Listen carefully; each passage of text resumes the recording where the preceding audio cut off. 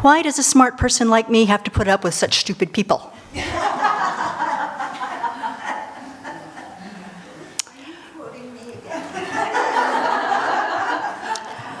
Well, I happened upon a discussion after the discussion going on in the kitchen after the discussion group that looked at authority. And just from overhearing, I posed that question, and they all burst out laughing. So I thought, oh, that's recognition. Maybe I should talk about that today. Why does an intelligent person like myself have to put up with you fools? Right? How many people have had that thought at any time? Something similar going on in their mind in relation to the community. Okay, very good. So these people are dolts. If they only listened to me, things would be okay. If they recognized my intelligence, they would let me do more.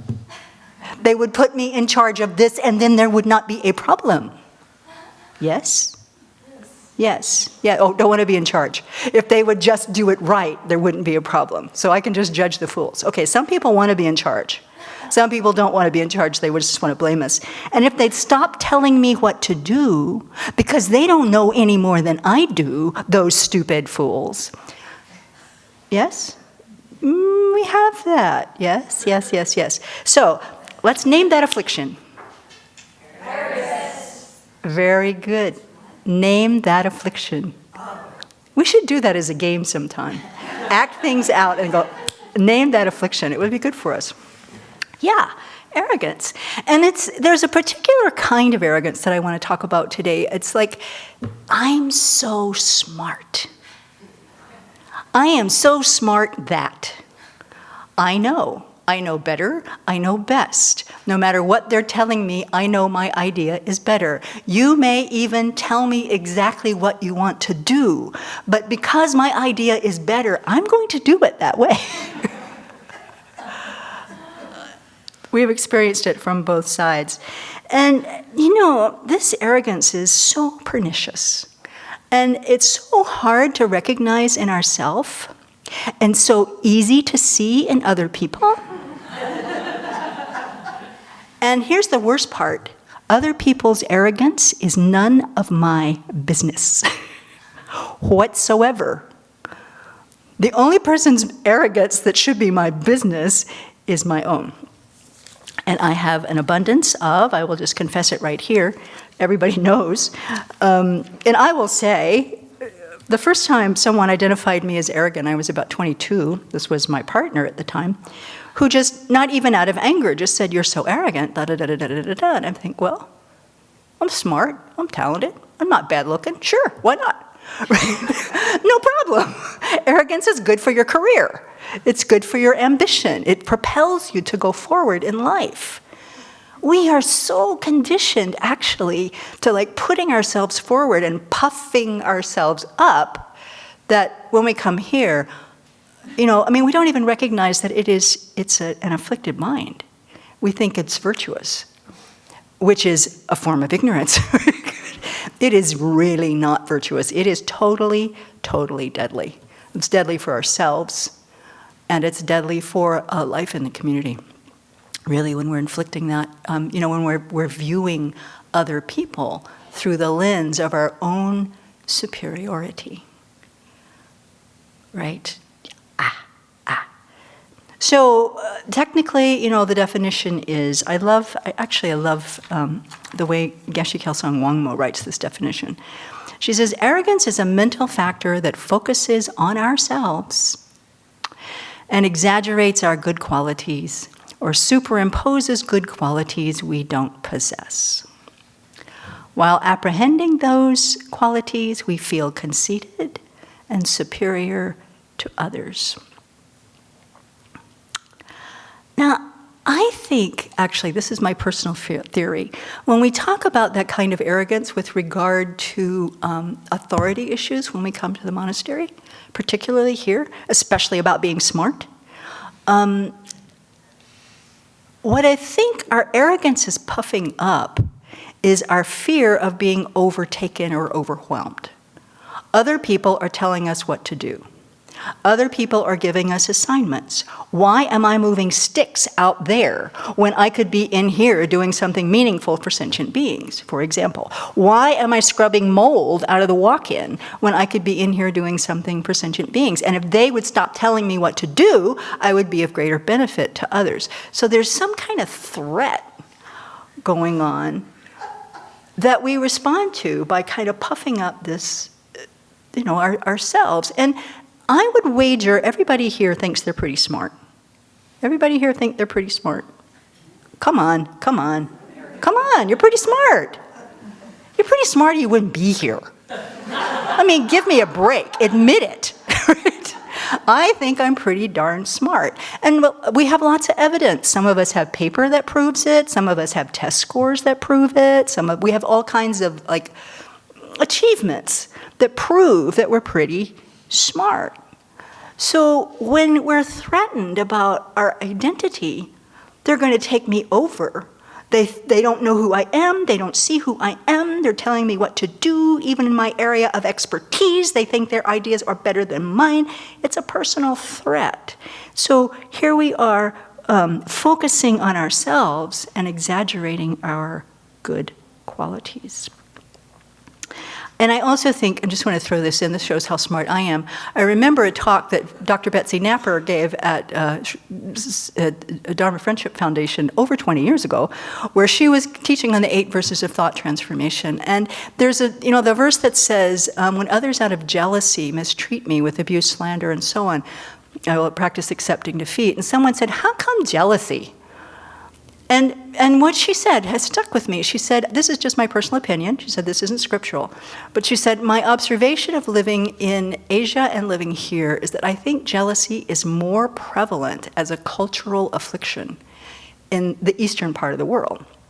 But she said, frankly, I think in the West or European-based cultures, and I will add especially in the United States, arrogance is the cultural affliction that drives our thinking, drives our economy, drives our sense of self and identity, so we can't even see it. And how many of you remember in high school, probably, maybe younger, when you suddenly realized you were smarter than your teachers? Come on. Everybody had venerable children. You talk about how you It happened later. Okay. Somebody told me I was conceited earlier than that. Oh yeah. Somebody told me in 6th grade. Oh, 6th grade you were conceited. Well then, you just had more honest friends than I did. Yeah. So we've been doing this I'm so smart for the longest time. So I want to talk about what happens here in community. Why is it deadly?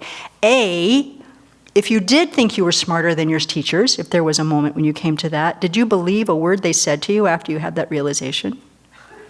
No. I worked for the teachers that made me work. The teachers that didn't,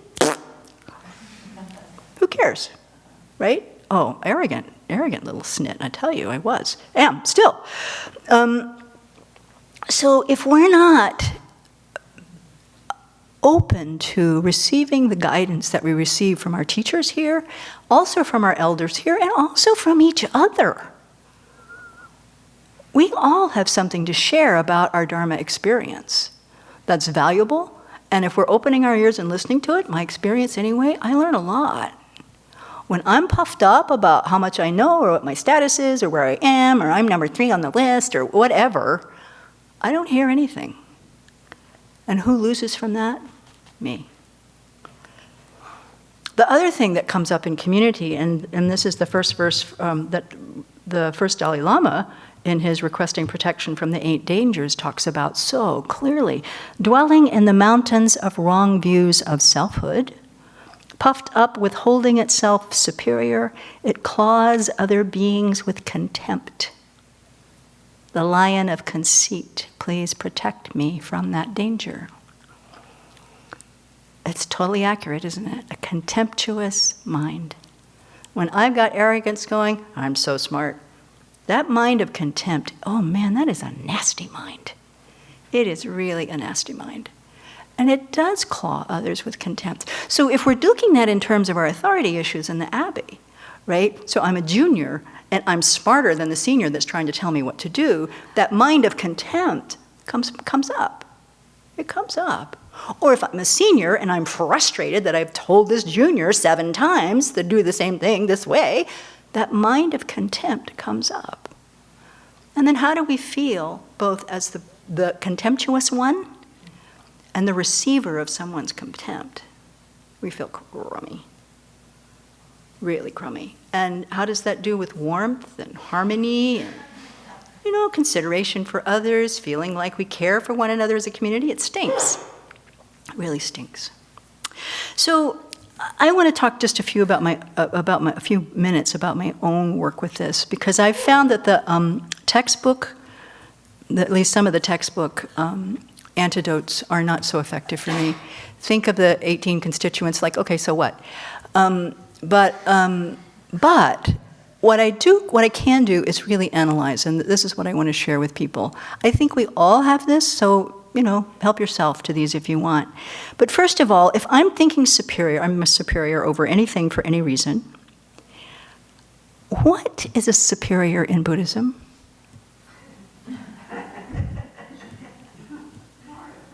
An Arya being. A being who has realized emptiness directly, who has the wisdom realizing emptiness is the underlying basis of their mind. Do I have that?